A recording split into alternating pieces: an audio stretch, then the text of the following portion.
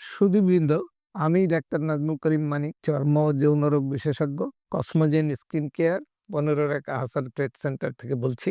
শীতকালের প্রারম্ভে একটি সমস্যায় সবচেয়ে বেশি ভোগায়। সে সমস্যাটি হলো পায়ের তলা ফেটে যাওয়া। পায়ের তলা প্রায় মানুষেরই দেখা যায় যে পায়ের তলা ফেটে যায় এবং ফেটে অনেকে রক্ত বের হয় এবং বড় বড় ফাটা, যেটাকে দেখতেও ভালো লাগে না। আবার অনেক সময় দেখা যায় যে রোগী নিজেই খুব বিব্রত বোধ করে কোথাও গেলে, স্যান্ডেল পায়ে দিয়ে গেলে তাদের পায়ের তলাটা দেখা যায় এবং এই ফাটার জন্য সে নিজেকে হীনমন্যতায় ভোগে।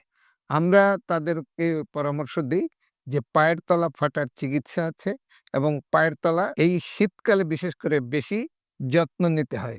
এই যত্ন নিলে পায়ের তলার ফাটাটা প্রতিরোধ করা যায়, অথবা পায়ের রোগ, পায়ের তলা যদি ফেটে যায় সেটা চিকিৎসা করে ভালো করা সম্ভব। পায়ের তলায় যারা খালি পায়ে ঘরে শক্ত জায়গায় অথবা খেতে খামারে যেকোনো জায়গায় খালি পায়ে হাঁটে, তাদের পা ফাটা বেশি দেখা যায়। আর শীতের প্রারম্ভে অথবা শীতকালে এই পা ফাটাটা বেশি। এই সময় পায়ের বা মানুষের শরীরের যে আর্দ্রতা থাকে সেই আর্দ্রতাটা কমে যায়, শুষ্ক হয়ে যায় এবং শুষ্ক জিনিসের উপর চাপ পড়লে দেখা যায় ফেটে যায়। এটা অনেক সময় জেনেটিক্যালি, অর্থাৎ কিছু পরিবারের মধ্যে কোনো সন্তানের এই ধরনের সমস্যাটা জন্মগত নিয়ে আসে। জন্ম থেকেই দেখা যায় না, কিন্তু পরবর্তীতেও দেখা গেলে এটা আমরা অনেক সময় বলি যে এটা জেনেটিক্যালি সে এই রোগটা পাইছে, পায়ের তলাম। এবং এটা আবার কিছু রোগের কারণে হয়। এটাকে আমরা সাধারণত পামোপ্লান্টার কেরাটোসিস, অর্থাৎ পায়ের ত্বক মোটা হয়ে যদি যায়, অনেক সময় দেখা যায় সোরিয়াসিসের কারণে হতে পারে, সাথে ফাঙ্গাস বা ছত্রাকও থাকতে পারে। তাদেরও এই কারণে পায়ের তলাটা ফেটে যেতে পারে। পায়ের তলা আমরা প্রথমে যদি দেখি যে পায়ের তলা ফাটা অবস্থায় এসেছে আমাদের কাছে, আবার অনেক সময় রক্তক্ষরণ নিয়েও আসতে পারে। আমরা প্রথমে তাকে জিজ্ঞাসা করি তার জীবনযাপন কেমন।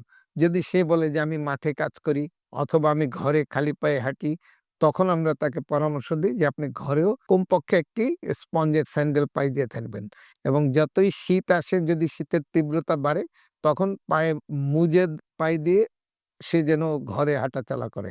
অর্থাৎ খালি থাকলে এবং শুকনা আবহাওয়ায় থাকলে পায়ের ফাটাটা বেশি দেখা যায়। এখন আমরা আসি যে এই পায়ের ফাটাটা কি কারণে হয়? পায়ের ফাটা যদি সোরিয়াসিসের কারণে হয়, পায়ের ফাটা যদি পামোপ্লান্টার কেরাটোসিস এইটা হয়, অথবা কোনো ছত্রাকের কারণে হয়, আমরা সেই কারণটা বের করে সেটার চিকিৎসা দেই। এছাড়া সাধারণভাবে আমরা প্রত্যেকটা মানুষকেই একটা উপদেশ দেই যে পায়ের তলায় যদি নিয়মিত এই শীতকালে ভ্যাসলিন মাখে নিয়মিত ২ বার করে অন্তত, তাদের পা ফাটা থেকে তারা রেহাই পেতে পারে। আর এছাড়া যাদের বড় ফাটা এবং এই পা ফাটার জন্য কষ্ট পাচ্ছে, তখন আমরা তাদেরকে চিকিৎসা দিই।